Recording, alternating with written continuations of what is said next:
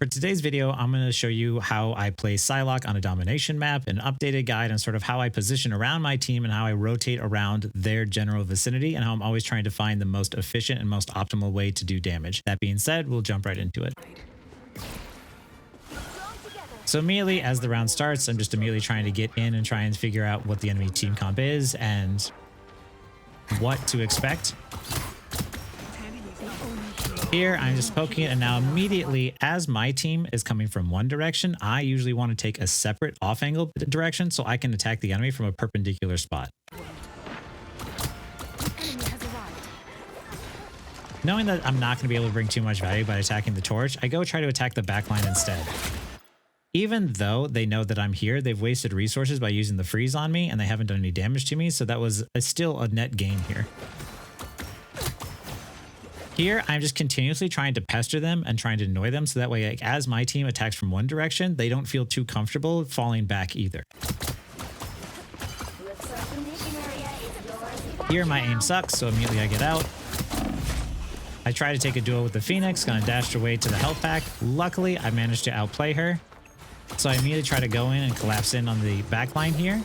And unfortunately, my team ends up falling over. Now, in this scenario, I cloak and I think to myself, they're going to expect me to try and run away, but I'm going to try and do the opposite. I know that I killed the Phoenix, so even though my team lost the fight, I know the Phoenix is going to be the first one on the way back, so I go to try and spawn camper.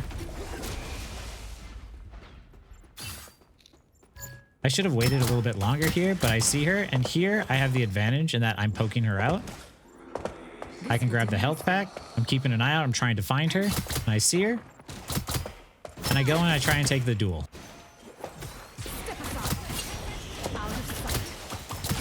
Luckily, I end up getting the pick. This is a very ballsy play to try and make, because in a 1v1 scenario like this, you need to have confidence in your skills to be able to 1v1 the person. But anytime you don't have control over the objective, you have to take risks in order to try and flip it anyway. So I took that chance and it worked out in my favor.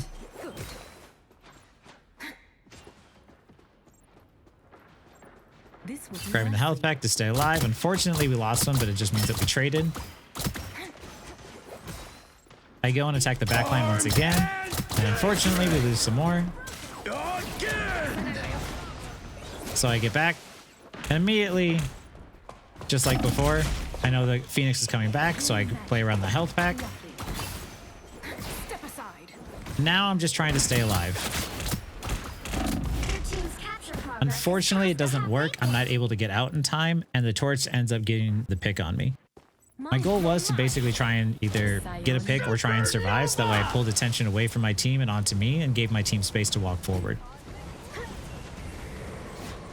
Here, I just really want my team to regroup.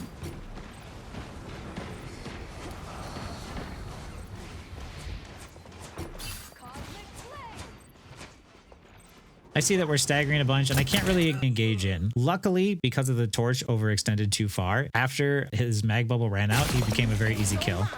Once I get the kill, I get back out immediately. Seeing the amount of damage I was taking and the amount of focus I was taking, I immediately just get back to rejoin with my team so I can get healed to full. And now we push in as 6 with them being down 1.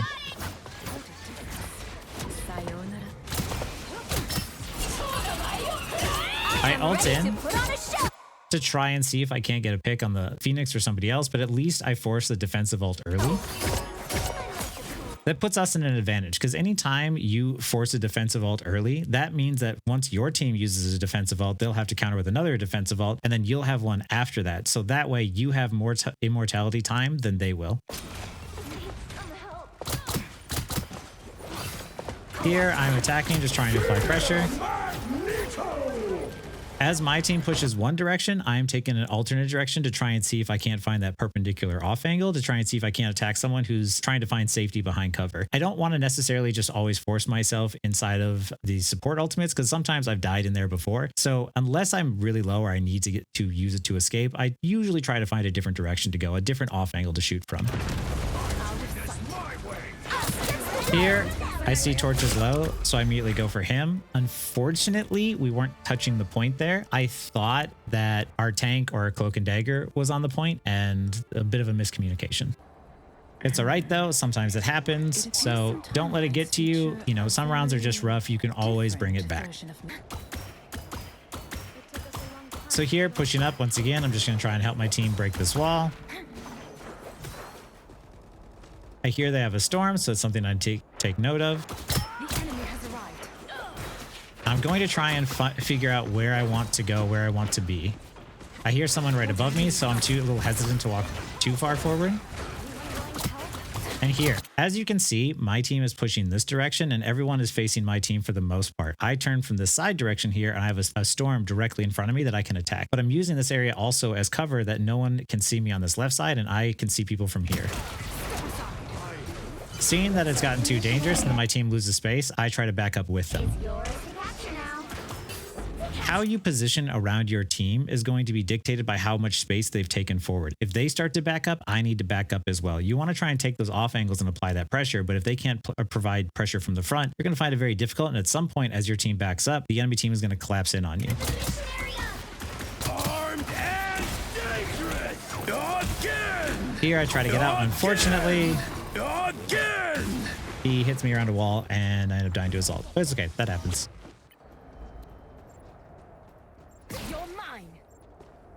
Pushing forward, as my team is going to take one direction, I'm going to take an alternate direction. Always trying to find an off angle or some position where I can make them feel uneasy or unsafe. Here, once again, I've pulled attention. Once I pull attention, I start to back out and get away. And then once I've lost that attention, I move back in. Seeing the Thunderbolt, that ring of lightning, means I don't want to enter into that area because I'll start taking lightning damage from Storm. So I keep my distance for now. I start to attack Thor and I rotate in a way around him because I see my team is backing up and losing space. And I use that as he keeps focusing attention on me. I then dash through him so I can get closer to my exit. Grab the health pack to keep myself topped off. And now I take an alternate route. I don't like retaking the same route over and over again because of the fact that typically players start to just sort of expect you to keep popping out from the same spot. So I always try to mix it up and try and figure out different routes if I can. Here, I was looking for a storm. I get up to the health pack. I don't know why I'm trying to shoot Jeff in the ult.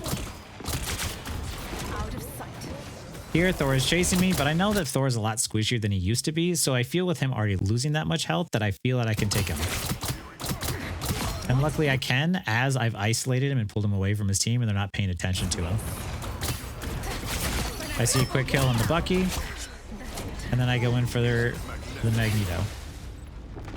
I go to cap the point. We push him back. You really want to be very smart about your engages. What you're trying to do is poke and apply pressure and then wait until you see an opportunity to get an assassination with your cooldowns up and go in for it, assassinate, and then get back out and then reset your cooldowns again by repeating that process. Always be sitting there and don't ever be standing next to your team trying to attack unless it's to shorten your cooldowns. Because if they're attacking your team, odds are they're going to be attacking you and you're going to end up dying for it. Even small victories are worth I typically don't like to be standing next to my team too often. So here, as my teammates get pulled in, I try to help apply pressure so we can get them back out.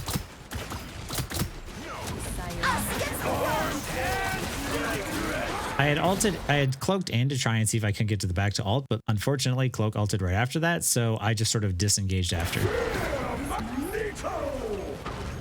I don't need to be shooting anything right now. I don't need to be doing anything. My ult is already charged. I don't need to pull focus towards me. I'm just going to hope my team can survive on their own.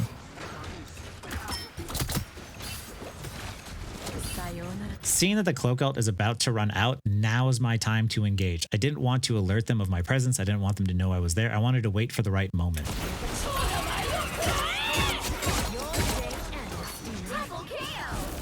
And now, luckily, it was a really good ult. I dash out to make sure I get alive, but luckily I have the bubble anyway, which means we get to hold the point for longer.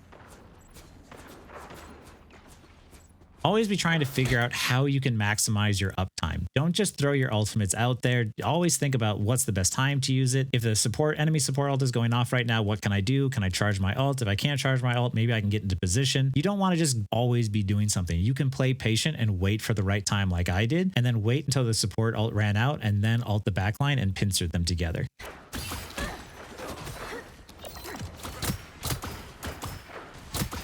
Here I'm applying pressure because our Thor got pulled in. Keep going. Just having a bad day, bad luck with the pulls, unfortunately. And here is what I'm talking about why you don't want to be standing next to your teammates. And I know I just said that, but I make mistakes too. I was just going to try and poke and apply some pressure to get some ult charge and try and push them back. And unfortunately, I took too much damage all at once. I ended up blowing up for it. This is what happens when you're standing too close to your team and not near cover. I had switched to Strange temporarily here, thinking I might need to portal back, but I figured I was just going to walk back instead.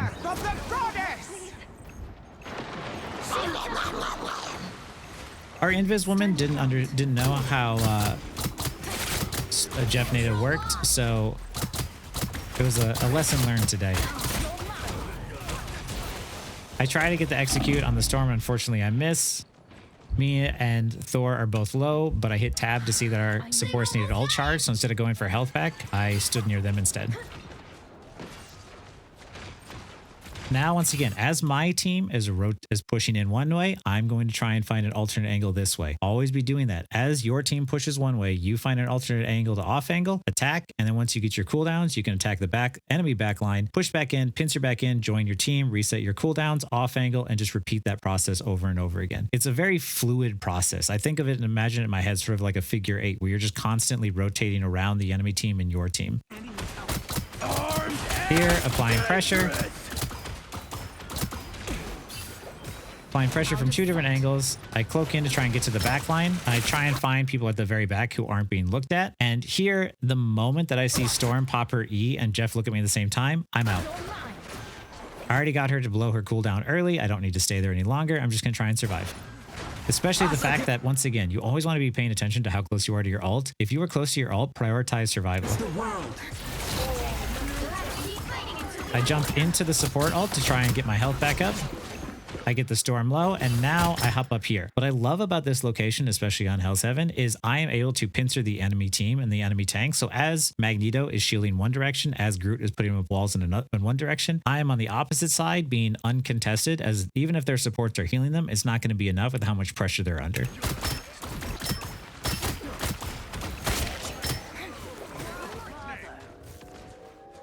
And luckily, we get the kill on both of them. We just overpower them. We hear footsteps on our right, so we immediately go to investigate. And we get the kill on the Bucky.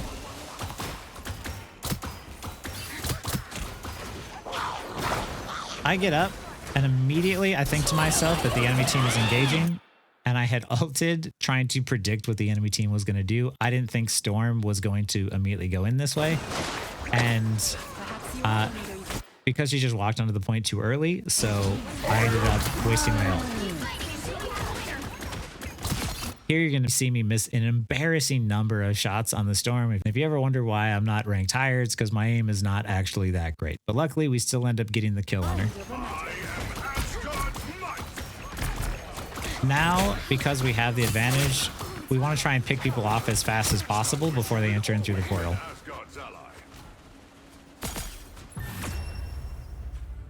And luckily, even though we had a really rough first point, we were able to take the second point. This is why you don't want to lose your morale early on in these games. At any point in time, you could flip it. Just in the same way that the enemy team snowballs in their favor, you could snowball it back into your favor. Out of sight. So here, going in, I'm immediately trying to find an off angle by going up to a high ground position.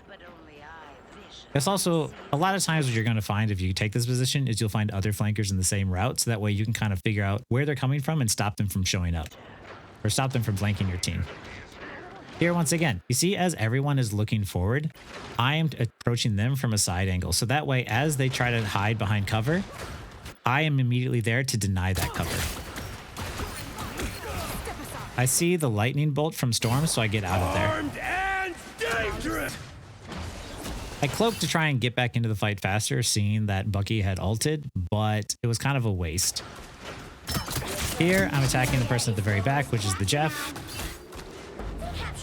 Here, I'm pulling attention, and I know I'm not going to be able to kill the Jeff, so I just get out. Luckily, we lose one, but our mag ends up picking off a kill, so we can still engage.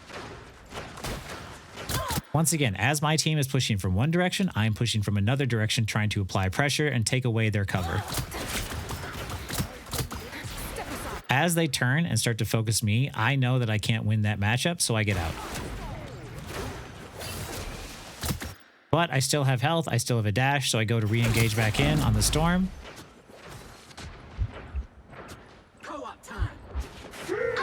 Here, I'm asking my teammates for heals, and luckily, our Invis woman has a really fantastic shield on me and gets me back up with the help of her shield. I re-engage back in. I know I can't do anything here, so I'm just trying to prioritize staying alive. Staying alive and charging my ult up. After a little bit of ult charge, I get out. I grab some health.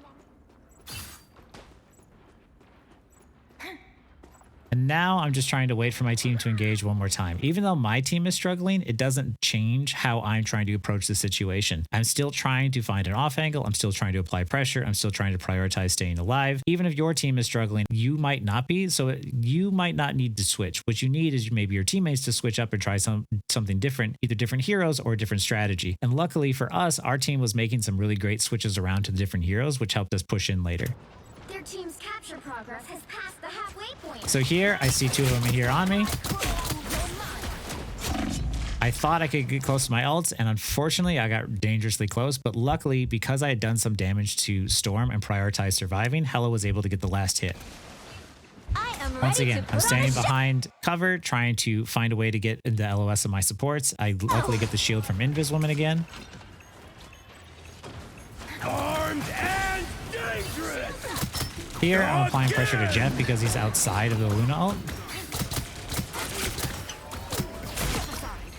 Now, even though there was a lot of squishies, I didn't want to pop my ult to see if I could avoid doing so. I want to try and secure the point if I can without the use of my ult. Now, once they have more people showing up to the point, now I'm going to try and use the ult instead. Especially because of the fact that we had flipped the point, so this is hugely in our favor. I go and I attack the supports there, but unfortunately I'm not going to be able to do enough damage to kill any one of them, so I turn my focus back around to the people who are standing on the point. We're still getting pressured greatly from all sides, and they have a lot of healing coming out, so I'm going to try and instead just focus our target damage through one person. Or at least apply pressure to the tanks to force them back. And as you can see, my team is always going that one direction, and you're going to find me at a perpendicular off-angle direction. So that way I'm applying pressure to that mag, and it forces him to back up because he doesn't feel safe without his team. I see the pull, and I jet back for it. Once again, as mag comes out, he's got a choice. Is he going to look at me, or is he going to look at my team?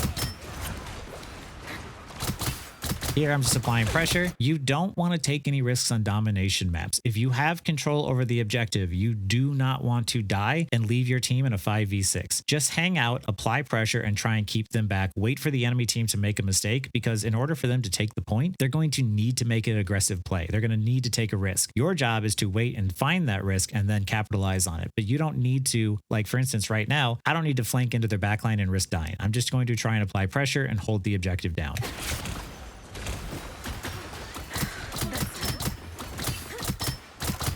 Here, I'm shooting mag, I'm applying pressure, and once I see that it gets too dangerous, I back out, and I use the centerpiece as cover, and I'm standing near my supports. But like I said before, I don't really like standing next to my team, so I want to try and get out of this position as fast as possible.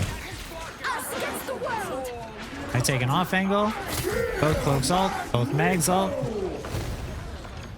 and both of them hit their dunks. Here,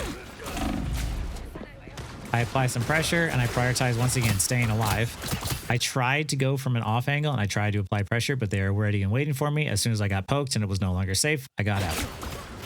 Once again, I'm still playing it safe. I have control over the objective with my team. I don't need to take a risk, especially with them having, 74% of the time on the objective already.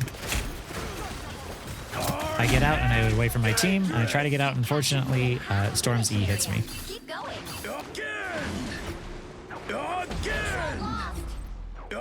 Again! My hunt continues. Here, I try to help my teammate get out. Luckily, their Bucky overstayed his welcome, and he ends up dying for it. Huge mistake on his part. My team is pushing from one direction, and I'm immediately trying to take an off angle. I'm thinking I might need to touch, so I get into position. I start attacking the back line and charge my ult to get picks on the supports. And luckily, as the enemy team was pushing forward and my Punisher was ulting to push them directly into me, I ulted their backline and got picks on their backline and then pincered them together so that way they didn't have anywhere to run. Here we're trying to kill the people on the point.